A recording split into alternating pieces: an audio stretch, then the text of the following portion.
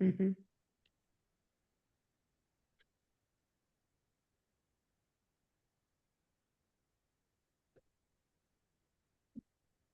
Good evening, everyone, and welcome to Malloy University's TESOL webinar series for fall 2025. We're very excited to have you here, and I'd like to introduce my co-authors, Dr. Maria Dove and Dr. Andrea Honigsfeld, and I'm Dr. Carrie McDermott Goldman, and we're very excited to have you here.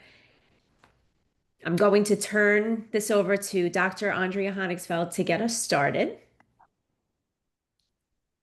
Hi, everyone. I'm so excited to be here with my colleagues and with all of you as I'm looking at the long list of names. There are so many familiar names and so many new colleagues and friends of TESOL who are also here to join us.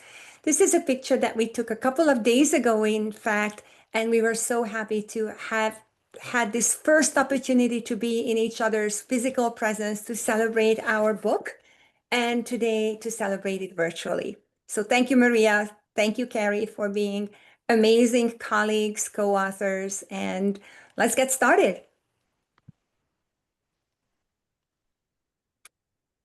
But as many of you might know, our previous books, we never just sit down and start writing. We collaborate with so many K-12 educators. And here is the list of names of our contributors to the 9 Dimensions of Scaffolding for Multilingual Learners book. So if you recognize your name in there, just say hello in the chat box, and please know that we are so very grateful to every one of you for sharing your expertise, your wisdom, your examples from your classrooms, so that we could celebrate your challenges and your opportunities, as well as recognize how you need a village to raise a child. We need to work together, collaborate to make sure that we reach all students in our care.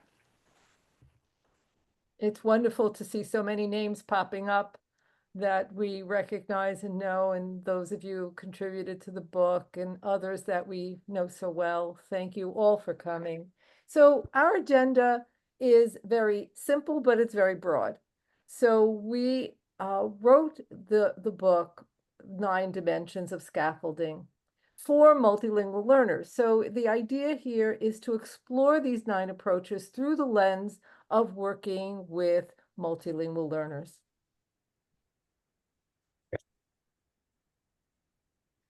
So when we think about scaffolding, we can think about it as truly opening up doors for students, doors to equity and access.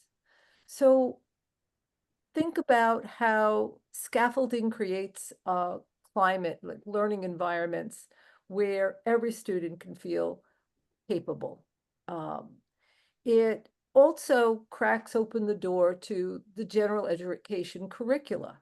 You know, so many times our English learners, our multilingual learners, are kind of left in the dark, so to speak. So the idea is that scaffolding really helps students gain access to what their monolingual English peers are learning as well at grade level. And last but not least, it fosters that inclusion, engagement, and sense of belonging. So it affirms that language, other than English, is not a barrier to success. So we really want to think about that we're not just supporting our English learners, but we are shaping overall an inclusive learning environment for them. So really our goal with scaffolding is to really support students' independent learning. So the idea is through working with students with multiple types of scaffolded strategies, students can really absorb the how of learning. They can actually take on the strategies that they're learning, and then they can use them as they need. So we think about it as almost like a gradual release of responsibility from teacher to student. So it's not about necessarily thinking about how scaffolds can be temporary. We want to think about scaffolds as one in which supports students overall.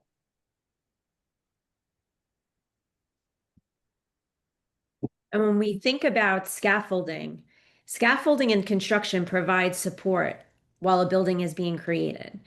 In the same way, instructional strategies can serve as supports that bridge the gap between what students currently know and what we're asking them to learn or to do. So let me give you more of a concrete example. When we ask students to write an essay, that's a complex task. Do we provide them with graphic organizers first to help them map out their main ideas, their supporting details, and organizational structure? We're scaffolding that. The writing process needs to be scaffolded for them, and the graphic organizer isn't the end goal. It's the support structure that helps students to get there. So as students develop competence, we want to provide ways for them to work more independently because that's when the real learning takes place.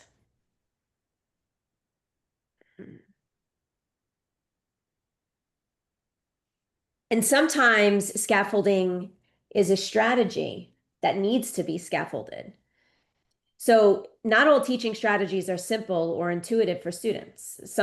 Some strategies are quite complex, and if we just throw them at students all at once, they can become overwhelmed. Instead, we need to break these strategies down into more manageable, sequential steps. Bridging off our essay example, let's consider that we want to teach something that students are writing, perhaps an argumentative essay. We want to help them analyze the information. So we provide strong examples to help them learn how to craft evidence. We need to do that by supporting them to read critically, identifying effective strategies that help them transfer those skills into what they're learning. And again, back to what Maria just mentioned, we're gradually releasing that responsibility back onto the students so that they feel successful and they can use those strategies and the scaffolds to work on their own. So we created a conceptual framework for our work.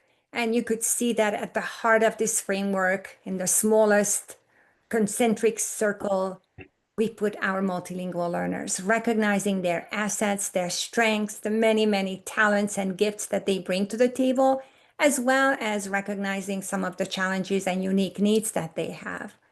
The next circle is going to indicate something that we have been advocating for a very long time, and it's not new, it has been around for decades, which is to accelerate language and literacy development, we need to connect content and language acquisition. But we can't just routinely do that. We need to be flexible. We need to be adaptable. Students have unique learning trajectories. So there's not one cookie cutter answer to how we're going to be integrating content and language, how we're going to scaffold and support our students in their development. So for us to know more about what kind of scaffolds and supports to put in place, we certainly need to do ongoing assessment. The assessment cycle connected to instruction, planning, instruction, and then the feedback cycle will be really important for us to strengthen our students' independence and agency. I hope you saw how I was just building up my thought around this conceptual framework, starting at the bottom of this framework and going all the way up, beginning with the students and ending with the students. Ultimately, we want our students to be self-directed, independent learners.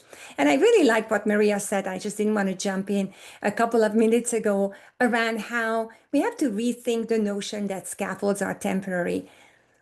Maria and I have been writing for a decade and a half, and Carrie has joined us recently to co-author with us too. But we still write from an outline. Please don't take our outlines away from us.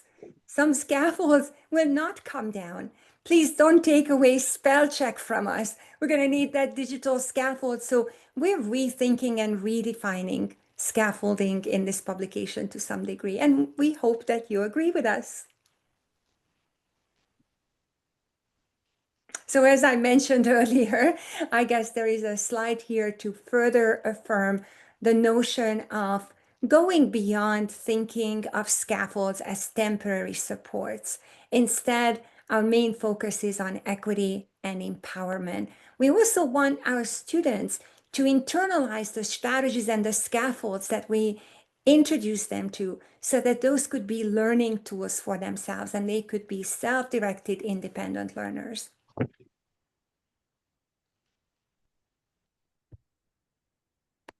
So here is our graphic of all 9 dimensions. And here we need to think about going beyond the one size fits all for all of our students and really tap into their specific needs when we're providing instruction for them. So the 9 dimensions include instructional, linguistic, multimodal, multisensory, graphic, digital, interactive, social emotional, and environmental. And in a few moments, we're going to talk about each of these dimensions. And so you have a better idea of how to consider your instruction and implementing these things into your everyday plan. So the first component of our 9 dimensions is instructional scaffolding. Now, some people might say, well, isn't it all about instruction? Well, not quite. We define instructional scaffolding as how we intentionally approach lesson delivery for multilingual learners. So it's how we teach using purposeful routines, for example, or types of responsive techniques, questioning techniques. It's the way lessons are structured so that they allow for chunking of information and breaking down complex tasks so that they're more manageable for our multilingual learners. So it's really about the intentional design of instruction.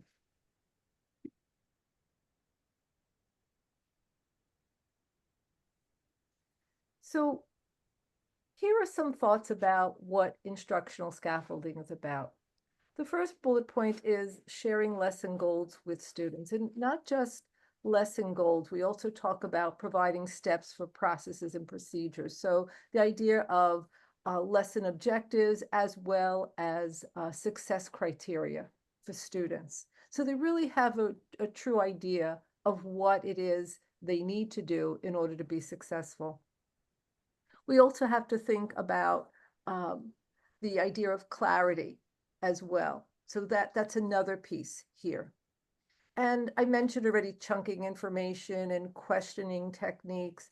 It's also about that gradual release of responsibilities, really a critical framework for instructional scaffolding, because it actually allows for a routine that students know, and there's that gradual release of responsibility. I just said that, but it is for the teacher to take on more responsibility in the beginning for the instruction, and then gradually the students more and more can act independently.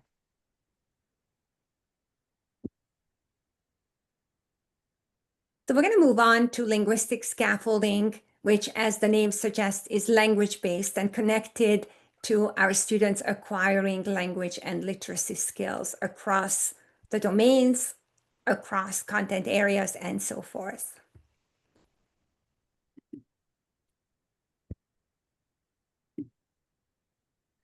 So most typically, when we ask teachers about language-based expectations, or maybe even discipline-specific language domains or skills, we often first and foremost hear about vocabulary. And we agree with you. Vocabulary can be considered the building block of language and literacy development, but we cannot stop there. We definitely have to go beyond vocabulary. Just think about vocabulary as a solid piece of construction, maybe a brick, maybe a block of learning, but we can't give our students just a pile of bricks. We need to support them in their development of phrases, idiomatic expressions, turning those chunks of language into fluency through sentence structures and patterns, pattern seeking, as we scaffold our students' linguistic development, and moving to text level understanding and expression. And I built it up for you from words to sentences to discourse. But often the way we actually teach, we start with discourse. We're reading a poem. We explain a math problem. We use discourse first, and we must provide our students access to complex academic language through linguistic scaffolding. So yet another way to think about it is to turn it over upside down a little bit, starting with text level features or the dimension of discourse first, then sentence level, as well as vocabulary or word level expressions. Yet another way to think about linguistic scaffolding will invite us to recognize that some of the access that the students have to language will allow them to interpret, to understand. They will be on the receptive end. That's an older phrase that we used to refer to as receptive skills versus productive skills. Now we consider interpretive, or again, receptive language domains, modes of communication, and expressive modes of communication for participating in language and literacy development. So this is very complex. I think I had about 2 minutes to talk about this. So please know that we're barely touching the surface with this brief presentation. Our main goal is for you to see the multidimensionality of scaffolding and how important it is to keep building on different dimensions of scaffolding as we support this population. Multimodal is closely connected to linguistic scaffolding because if you think about the different modes of communication, those modalities that I was just hinting at, then we're recognizing that multimodality allows our students to access language and information through multiple access points. So let's see a couple of examples, what we really mean by this. Multimodal scaffolding will go beyond listening, speaking, reading, writing, and visually accessing information. It also includes gestures, facial expressions, nonverbal communication features. Often the way we can scaffold in a multimodal fashion is attaching language to objects, language to actions, so that the students see and hear at the same time, and they make that kind of cognitive connection to what we're talking about. You're thinking about picture books, graphic novels, or richly illustrated, printed work, or even digital medium, which we're going to talk about in a few minutes. You will see how multimodality is a very dynamic process. That's how we access just about everything in the world. When we turn on our phones in the morning and we start accessing the news or just any kind of information, maybe emails and some Instagram photographs, we are practicing multimodal access points. And we are inviting you to consider the same kind of multimodality in the classroom. So for example, project-based learning or anything problem-based, discovery learning, inquiry learning, place-based learning, a lot of these contemporary approaches to learning will all support multimodal scaffolding as well. And to continue to build on the multimodal, thinking about the multisensory aspect of scaffolding and how we incorporate all of the senses into the learning process, thinking about what students are seeing and hearing and touching throughout the process of learning to help them engage in crucial ideas and make things more memorable as they're learning, to give them more of a touch on and make sense of what it is that they are taking in, and giving them the opportunity to really kind of build on it through what they know and see in front of them. And here are some different ideas about how we can incorporate the different senses. So thinking about yourselves, for instance, a lot of times when I work with teachers, I ask them what their best way of learning is. And many of them will say visual. A lot of people like the visuals, and some prefer having something that is more word oriented or visually picture or videos to go along with their learning experience. Others prefer to have auditory. There are some auditory learners out there that they can hear things over and over and it just makes sense to them. They take it in that way. Students that like to touch things, that's the tactile base. How do they engage by feel? And how do they discover new things in what they're touching and seeing? And then the kinesthetic is how do the kids get up and move? How do you get them to really engage in the learning process? And all of these things combined are really important for students to be able to have a more tangible sense of their learning process. And so we want to guide them to use the tools that they already have built into themselves to really navigate the learning process. So really building on how they can become more independent throughout the learning process. And these are some of the ways. And I also want to mention 95% of teachers teach how they were taught, not necessarily how they learn best. So I encourage all of you to think about your best way of learning and how you can turn that into a learning strategy and scaffolding process for your students in your classrooms. And graphic scaffolding. I think most people have heard of graphic scaffolding, right? And thinking about how students can utilize these to make sense of their learning. It's really a go-to tool. I would say probably every single person in this room at some point has used some type of graphic scaffold. And it's basically a visual tool to help students make to take pieces and kind of chunk the information so that it's more accessible for their learning. And then also developing that into something broader. And as I mentioned earlier with the essay, how do we build students into developing something greater? And a lot of that can be visual. And here are some different things when we think about the different areas of language. Here's an example, a student example from the book. This particular student was reading a book and they wanted to bring it all together through a graphic representation. And when I visited this classroom, it was really amazing the work that the students were doing. And this actually comes from a Long Island district. Very excited. The director is actually with us today. A shout out to Faith Tripp out there. And thank you so much to the teacher here, because here we're thinking about how do we support students through structuring things like writing? How do we help them engage in the reading process to become better writers? We know that writing and reading are linked hand in hand. So the more that we can scaffold these processes, the better we can really consider how students are able to make what they're reading come alive for them. And Christine is here with us today. And this is actually Christine Lopez's class and her student that did this. So hi, Christine.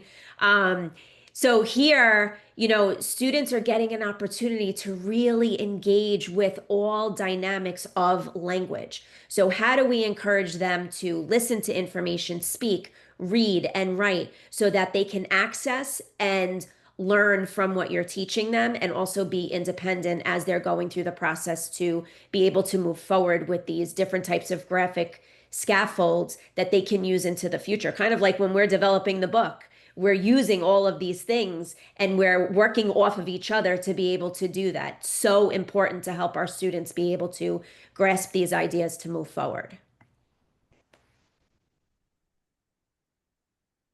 Next is digital scaffolding. Now, digital scaffolding is all about leveraging technology for learning.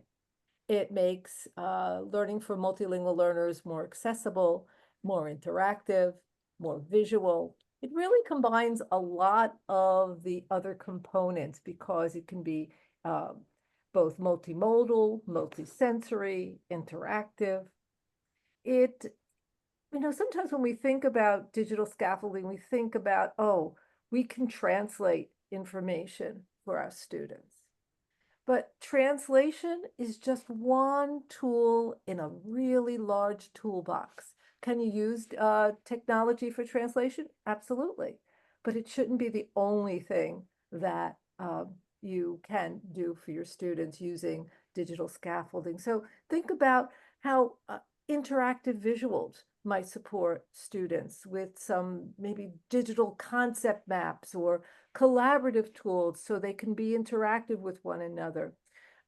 And all in all, digital scaffolding allows teachers to create learning environments that really help students to use language more authentically.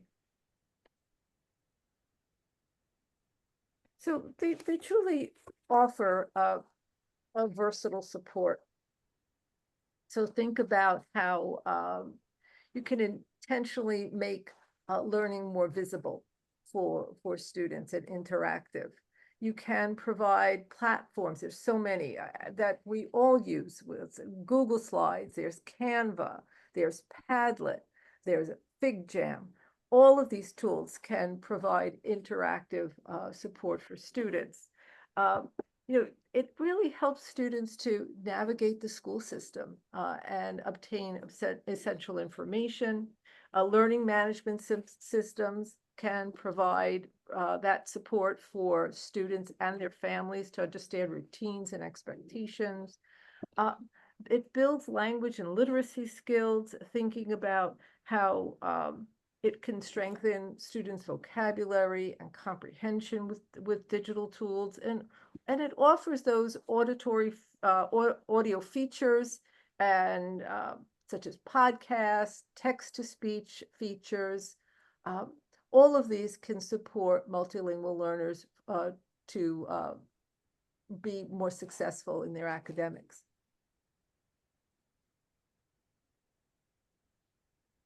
And here is just one other illustration of all the multimedia that can be incorporated into digital scaffolding strategies.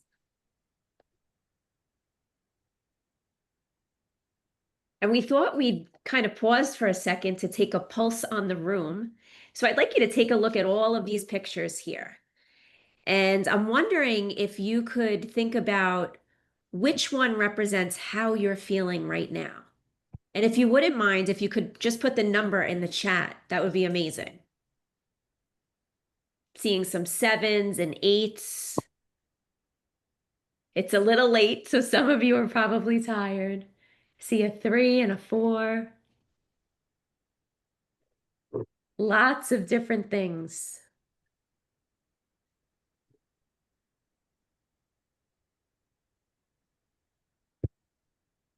I think just about all the numbers are in there. I'm Yeah, I trying to think you're scroll right. up and down, right? Yes, I think you're right about that.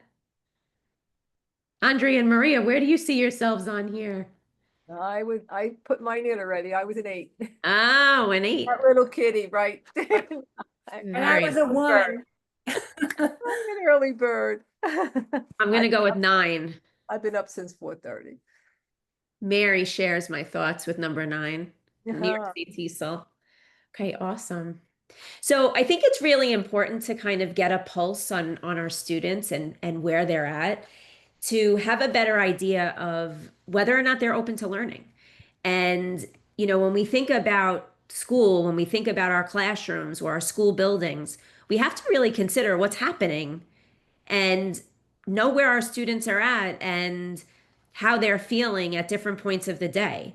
Sometimes even for us, when we walk in, we're feeling one way, and come lunchtime, we're feeling completely different. So we have to think about what type of atmosphere we're providing for the students so that they feel safe, they feel secure, they feel included in whatever it is that we're teaching. That's a big piece of what we need to do, because the more students feel good about where they are, the more likely they are to let their guard down and start to learn and be ready for you. And here's another example. This is from Kristen Choinard. You can see where students were kind of plugging in what they were grateful for, which I think is awesome. And I love this graphic. This is also included in the book. And here we need to think about, how do we establish a supportive and inclusive environment? What are some of the things that you do in your classrooms? What are some of those safe spaces? And how do we encourage students to utilize them? And do we have to explicitly teach them how to utilize them? Because sometimes those spaces are available, but they're not really sure how to navigate that. So we do need to help them understand what that really means for them. We also want to make sure that our students are heard and valued, because without that, they don't oftentimes participate because they don't feel like their voice matters. And every single child's voice matters. When we think about the idea of it takes a village, I think Andrea mentioned that earlier. It really does take a village. And we create a community within our classrooms, and it's important for our students to feel really good about what they're doing. I also encourage you to incorporate different types of mindful practices within your instructional day. It doesn't always have to come at the beginning or the end or prior to lunch. Sometimes it's just understanding that students might need a minute to kind of get it together, and it might be an individual situation or it might be the whole class where everybody needs to just kind of take a pause so that they can reset and be ready to move forward with the instruction.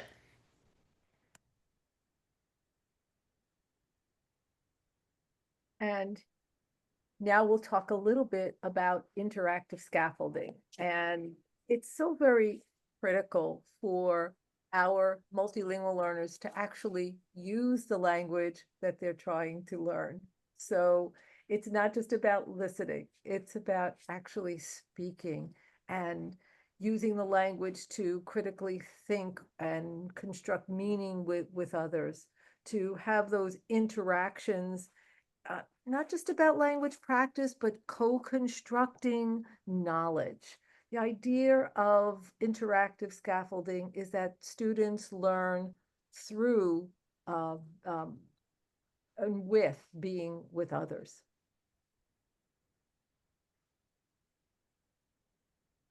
So think about how to provide different types of language-based support for multilingual learners in as they collaborate in meaningful ways with their fellow students.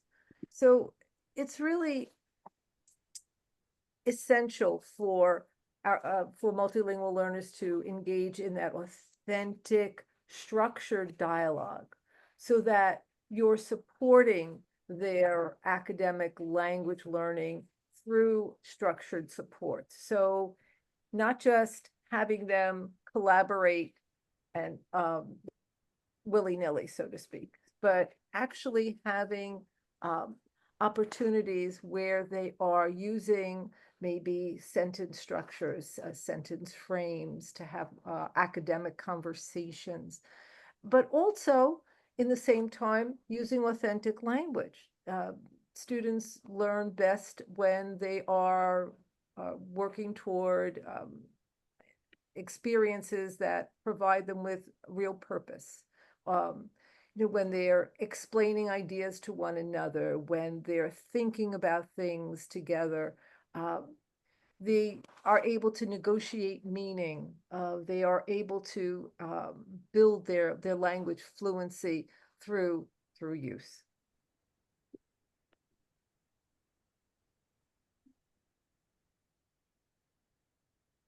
And last but not least, we have environmental scaffolding. And this is an interesting thing. We often don't see people talking about scaffolding the environment, but it's really about not just the physical space, which is part of it, but really our environments shape our learning for our students.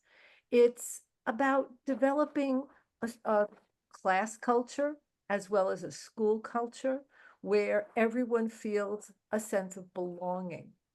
It's about encouraging all students to use their full linguistic repertoires, that all languages are welcome in the class, that it is a culture in which children can build trust. They can have a sense of community, and that, again, that sense of belonging.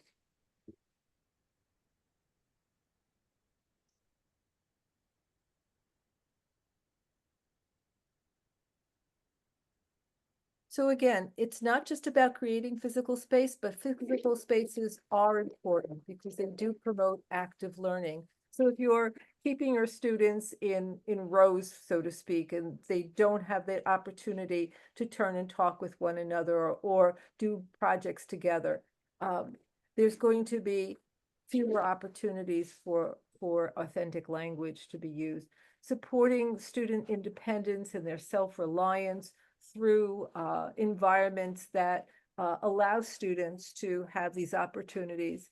And also the idea is to enhance school climate that is so important in students building positive relationships, so that the environment is so critical because it really reflects and promotes equity and inclusion.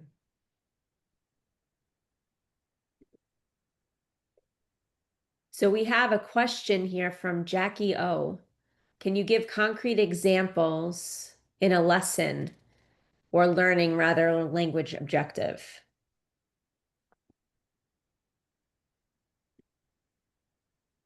And I'm not sure if you mean for this particular scaffold, Jackie, or if you're referring to a different one. If you could clarify, that would be helpful. Oh, learning targets. So interestingly enough, we're going to have in New York State a great opportunity moving forward because we are joining the WIDA consortium. And there is a host of I can statements that is one way to create success criteria for students. So it's not just about writing a language target. But although content and language targets are critical, it's also about students really understanding what it is they need to know and do in order to succeed. I see that Marielle has a flag that she posted in the chat. And Andrea, this was from Mary Sandoval, correct? Yeah, so Beautiful flags. throughout the presentation, those of you who noticed the very, very fine print at the bottom of each illustration, we gave a shout out to some of the educators who so generously shared examples of their scaffolding approaches. And we just wanted to celebrate them. We wanted to give them Alicia Owen, Jana Maneri, just a few people. Of course, we had dozens and dozens of contributors. And this is a high school in upstate New York that Mary shared with us. So let's finish the presentation and then we are going to return to questions, but we have a few more slides. We definitely wanted to make sure that we're giving you even more opportunities to see concrete examples. So this is something that we're so very proud of because it's one of our chunkiest babies out there. I think this is my 33rd book, and this is the biggest and heaviest of all of them, almost 400 Yay! pages. But the reason why it's almost 400 pages is because there's so many amazing illustrations, just like Jackie O was asking for. What does it really look like? What does it sound like? And that's why we're so grateful for the concrete lesson examples. So if you grab that QR code, that is one way that you can access this. And please don't be surprised if it's going to ask you to register. So this is a very elaborate companion website that has 2 or 3 concrete examples, tools, summary charts, something that we either created or co-created or adapted from practicing educators in each chapter. So we hope that you're going to find these examples very helpful. And I'm going to try to get into it right now to give you a little bit of a guided tour if possible. Let's see if that works. Yes. I have it on the screen. You do? Okay, then we could maybe yes, that's it. That's what it looks like. So you notice that Corwin Press, as many other publishers, are doing lots of digital support for their publications, and this is one of them, just randomly clicking on maybe chapter 3, because that's the linguistic chapter. There will be 3 particular tools that are available. If you don't mind, Carrie, clicking on that, and you will see the richness of possibilities that I mentioned earlier around academic language dimensions, scaffolding those academic language features, what we identified are challenges and opportunities specifically unique to multilingual learners, and then a whole bunch of appropriate, aligned, essential scaffolding practices. Now, we don't claim that there aren't any others that you could utilize, but we hope that this is a great anchor text for you to work around scaffolding and both validating and challenging your thinking. Could we click on figure 3.6 and give Jenna another amazing shout out, because her expertise, there it is. So we always acknowledge the educators who gave us permission to utilize their work. So here is a scaffolding tool for the picture word inductive model. So I think, as Carrie said earlier tonight, that sometimes the scaffold is a strategy, sometimes a strategy is a scaffold that needs to be scaffolded. So we're using scaffolding in a very broad-based way. And then what is the third one, which is really 3.9, an accountable talk planning tool. So here we are building on the accountable talk framework, but also recognize, oh, something happened there for a moment. Sorry. That's okay. Trying to put it in the chat, the link in the chat. Oh, I yes, got that's it. fabulous. That's really fabulous. So, Oh. but as I mentioned earlier, Wrong one. you will only be able to see these details once you just fill out a quick registration page for Corwin Press, our publisher. But let me tell you a best kept secret. Then you not only have access to our companion website, but literally dozens, if not hundreds of other books that also have companion websites. So this is really where a worthwhile effort for you to get on that website and just browse around, see what kind of resources are available for you to download and to access. All right, and as you could see, 2 or 3 for each chapter. So our publisher this time was very, very generous. We asked for a lot in our previous books as well, but we didn't really get as many digital resources available on our other companion websites. So this is hopefully what you agree with, is a way to be even more equitable and having even more resources free of charge at your fingertips. Okay, so I think we had a couple of other things that we had on our slide deck, Carrie. Yes, thank you everyone who says that this is really awesome. We were in awe when we saw that everything that we asked for, the publisher really listened to us. And that was the main reason why the book got to be so big, because the illustrations are so detailed and visible and easily accessible. So rather than being tiny little photographs that you can't even see what's going on in those images, the illustrations fully support the message that we're communicating in this book, which is there's not one way to scaffold. It's a multidimensional, fluid, dynamic process. So what else do we have? I also wanted to mention too is that the book is geared toward all levels. So some of the examples are geared toward secondary, some are geared toward elementary or middle school. So it really does meet the needs of various teachers. So there's lots of examples in there for you to see. I think what we also wanted to share with you, that our publisher has a special promotional code that they were able to share with us. And I really do not like to be a salesperson, but maybe you're interested in checking it out, and we might as well pass on this opportunity to you. That's quite remarkable. That's 30% and free shipping. All you need to do on the on the Corwin website is just to put in thanks 30 into the Promo code. promo code place. Yes, absolutely. And we have a raffle. We have 2 books to give away, and then we're going to get back into the questions and into the dialogue that you had for us. We're so very grateful, just amazing turnout. on a Tuesday night. So we wanted to just celebrate this work with you and raffle off 2 books. The first winner is, we're going to ask the 2 winners to please private message us your address or your email so that we could communicate with you. We hope that you're still here. We could still see you among the participants. So randomly, we're just right now picking 2 people. The first person is going to be Antoinette Ramirez. Are you still here? Just say yes in the chat box if you are here, and then please private message us. Yes, Antoinette is still here. Fabulous. And then let's see the other person, the second winner, again, randomly choosing that person is going to be Tamika Monk Walker. Tamika, are you still here with us? Yeah. Yes. Okay, fabulous. Thank you so much.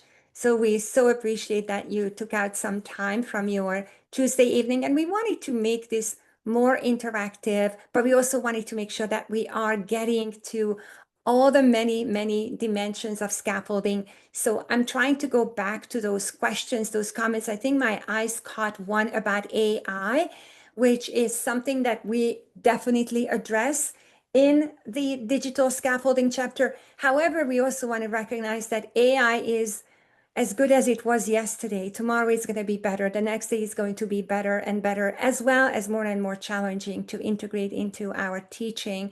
I think Maria mentioned beautifully recognizing that with AI right now at our fingertips, you could just translate just about anything you want, as well as even get auditory output, which is something I tested in Hungarian, and I could testify that it's absolutely perfect. There are no glitches, no incorrect issues. Not that AI is going to be perfect, but it's as close as it gets to get very accurate translations. But reiterating what Maria said, it's just one of many, many, many tools that are at our fingertips. And we even created an A to Z summary chart about how to harness AI. And that's on pages 226 and 227. So we have a beautiful example of digital scaffolding with AI, creating multi-level assignments from Kelly Cray, who I saw was earlier here with us. So yes, indeed, we did not want to allow AI to dominate this work, but also we wanted to recognize the importance of the potential that AI has for scaffolding. Did anybody want to add anything else to the AI conversation?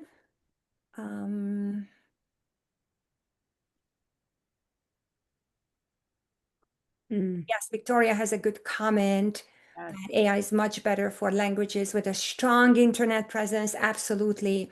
It's unreliable for many minoritized languages. Beautifully stated. Thank you so much, Victoria, for recognizing on this. Yes, and Elizabeth Choi mentioned that, who also is featured multiple times in our book, that a lot of our examples are beautiful collections and relevant resources from K-12 classrooms. And again, we're very grateful to all of you who allowed us to integrate your work into our writing. And I think Jackie coming back, move away from theory into practice. School leaders want to move away from theory into practice. I think if I understand that correctly, you mean that as school leaders, many administrators want to make sure that there is a theoretical framework for whatever we do, but it's applicable, it's translatable and transferable into everyday high impact classroom practice. So I'm trying to just interpret what I'm reading here, the practical implications. Yes, I think our book would not be considered a theoretical book. However, we have a bite-sized approach to research that we take great pride in. So we have a research to practice feature in every chapter multiple times when we are citing and quoting relevant research, and we're connecting those tidbits of research to practice and classroom applications. All right, anything else that I missed here? Yes, oh, concrete examples of language objectives. The language objectives, this book did not build up on entire lesson plans. Our goal was not to have sample unit plans or lesson plans presented. We wanted to provide access points to whatever lesson you are teaching, whatever your language-based expectations are, or language learning targets are connected to content-based expectations. So each time we give a concrete example, there's a little bit of a description of what kind of lesson, what kind of targets are relevant to that particular example. Probably the longest concrete lesson that we have is from Nicole Siblinski's class, about 4 or 5 pages long, how she so generously shared step by step how she is working through multiple integrated scaffolding approaches for students on multiple levels of proficiency to access complex secondary level text, and how she's inviting multiple representations, both as access points for the students as well as for them to demonstrate their understanding. I think I have more messages, so anybody wants to jump in with some more answers or more? So Maria mentioned that she uses pdf2go.com to allow her to convert PDF files to Word documents, which allows you to translate them into multiple languages. Another site that's also helpful is called PDF Candy. And you can actually merge and separate PDFs and then convert them into Word documents there as well. And you can also turn JPEGs into PDFs, and there are a lot of different formats that you can use. There is a limit per day, but it's another free resource that you can use for a lot of different reasons. Um, I don't see anything else in the chat box at the moment. Up. Oh, PDF Candy. I'll put it in the chat.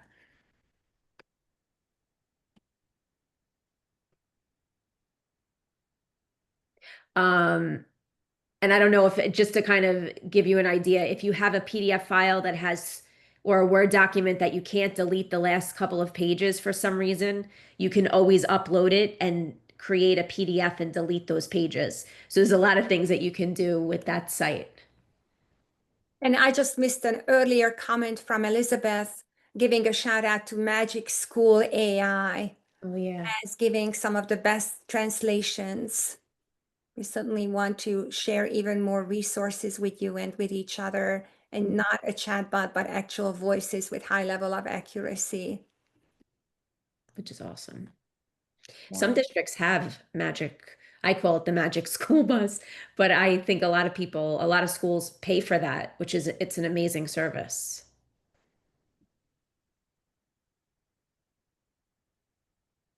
Yes, definitely. And I'm not seeing any other comments.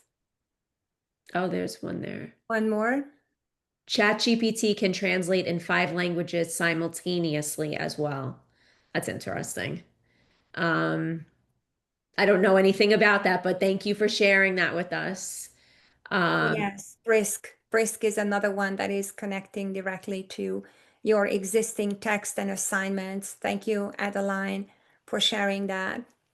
and Patricia said, if you like assigning online practice quiz slash Wayground, allow students to pick a language in their settings. The teacher can choose the default language. Great resources here. Thank you so much, everyone, for sharing them.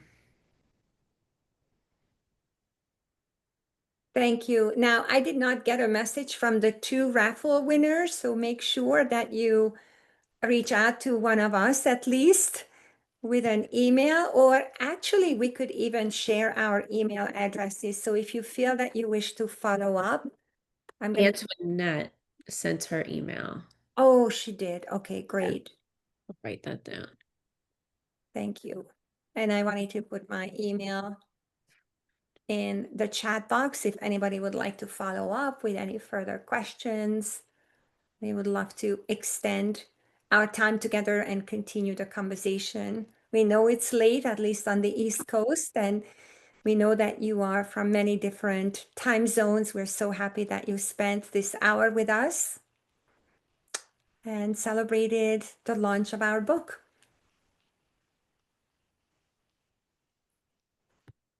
Maria, did you want to put your email in? I see Carrie's in there too. Thank you. Thank you so everyone. much for joining us tonight. I'm so excited that we just a minute ago had still 99 people in here. So thank you for joining us tonight. Thank you, Andrea and Maria, for being amazing colleagues and co-authors. Thank Thank you, you. everyone. Have a good night. Have a good night, everyone. Good night.